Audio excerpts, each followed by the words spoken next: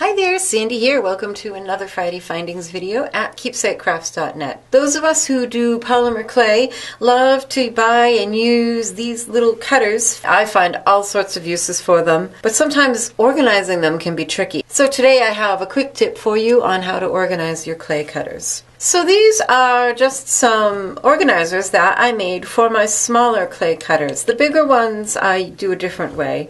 But these are my Kemper cutters. I've got the ovals and the circles and mini ones, and there's lots more out there. And one thing I really like about this system is that I know at a glance which I have, because if you look at the ovals and the circles from the top, they look the same. So I was always digging around trying to find an oval or a circle and not knowing which I had. So this works really well. And all you need is some scrap clay. And I'm just going to cut this in few pieces, and I'm going to make mine 3 layers thick. So the first thing I'm going to do is layer together 2 of my 1 thickness layers, and then I'll just take a couple random cutters to demonstrate to you, and then you just push the cutters down into the clay.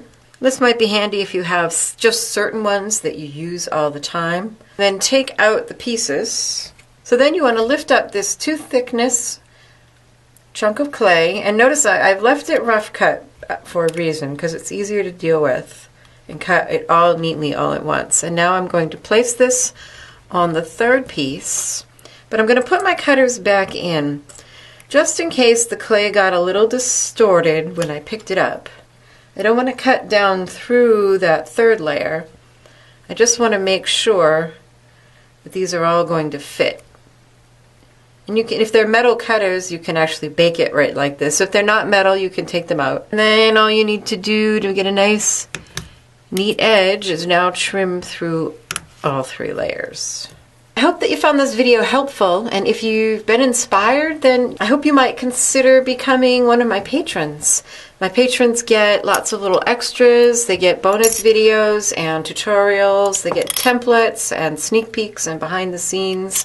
The more support you lend, the more chances you get to win some of my jewelry and polymer clay pieces. So check out my Patreon page for how you can help out for as little as $1 a month or whatever you can afford. Because, you know, I have to buy supplies, clay, and such. And then there you have it. You have a nice little organizer for your cutters. And what I've done here, I don't use this as often as I thought I would, but sometimes it comes in handy if I'm teaching a tutorial. Then I have the sizes and I pull out this cutter and decide it's exactly the right one.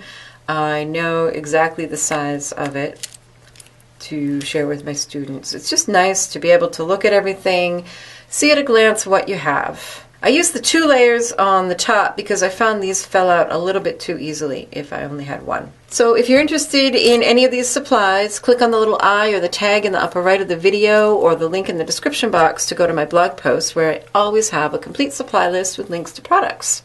Be sure to subscribe if you haven't already. Happy creating. Bye-bye.